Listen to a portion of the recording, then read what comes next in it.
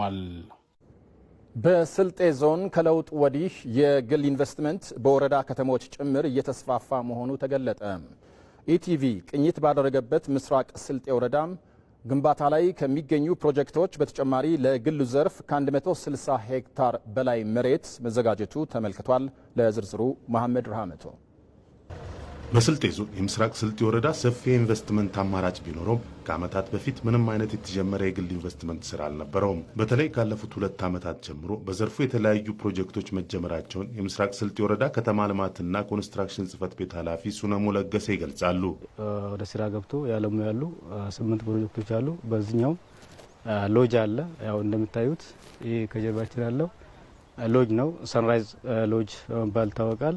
ይህ ሰንራይዝ ሎጅ በወረዳችን 2 ፕሮጀክቶች አሉት። ሌላው ፓስታና መኮሮኒ ፋብሪካ አለ፣ ዱቄት ፋብሪካ አለ፣ ወተትና የወተት ተዋጽኦ የሚባል ፋብሪካ አለ፣ እንትና እርባታ አለ።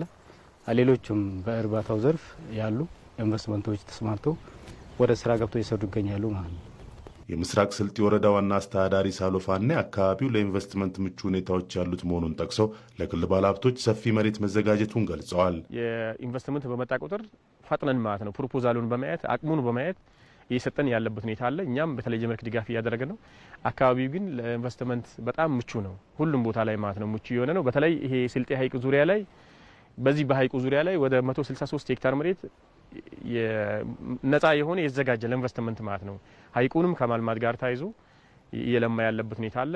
የኢንቨስትመንቶችም በተሻለ መልክ ወደ ስራ እየገቡት ሁኔታ አለ። ኢንቨስትመንት ከገባ በኋላ ደግሞ የ14.5 ሄክታር መሬት አስተላልፈናል ለኢንቨስትመንት ማለት ነው። በምስራቅ ስልጤ ወረዳ በግንባታ ላይ የሚገኙ ፕሮጀክቶች የስራ እድል መፍጠራቸውም ተጠቁሟል። በዚህኛው ዓመት ለ32 ቋሚና ለ120 ጊዜያዊ ሰራተኞች አጠቃላይ ለ152 ሰራተኞች የስራ እድል ፈጥሮ የሰሩ ይገኛሉ ማለት ነው። ቋሚ ሆኖ ፋይናንሻል ተመቻችቶላቸው በቋሚ ተቀጥሮ የሚሰሩ ባለሙያዎች አሉ።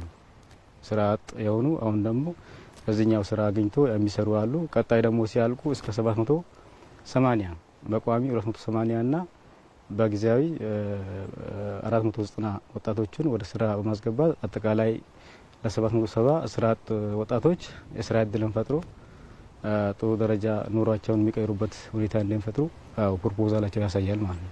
በስልጤ ዞን ከለውጥ ወዲህ በወረዳ ከተሞች ባልተለመደ መልኩ የግል ኢንቨስትመንት ስራዎች እየተስፋፉ እንደሚገኙ የዞኑ ዋና አስተዳዳሪ ዘይኔ ቢልካ አስረድተዋል። ወረዳ ከተሞችን ከተማ አስተዳደሮችን ትኩረት አድርገን እየሰራን ነው። ይሄ ላንፎሮ ወረዳ ላይ ጦራ ከተማ አስተዳደርም ላይ የተለያዩ ባለሀብቶች በኢንዱስትሪም ገብተዋል። በከብት እርባታ ላይ ተሰማርተው የሚሰሩ አሉ። እንዲሁም ምስራቅ ስልጤ ላይ በሎጅ ግንባታ እንዲሁም በዱቄት ፋብሪካ እና በሌሎች የሆቴል ግንባታዎችም የተሰማሩ ባለሀብቶች አሉ። ይሄ አለም ገበያን መውሰድ እንችላለን፣ ሌራን መውሰድ እንችላለን። ቅበትም ላይ ብዙ ባለሀብቶች እየገቡ ነው። ሁልባራቅ በከፍተኛ ሁኔታ መነቃቃት ውስጥ ያለች ነው። ዳሎቻ ኦልሞስት ወደ 11 ሄክታር መሬት ለኢንዱስትሪ ለይተው ኢንዱስትሪ እያስገቡ ያለበት ሁኔታ ነው ያለውና እዚህ በአጠቃላይ የሁሉ አቀፍ የኢንቨስትመንት አማራጮች ተፈጥረው እየተሰራ ነው ያለው። በስልጤ ዞን የግል ኢንቨስትመንት ዘርፉን ለማበረታታት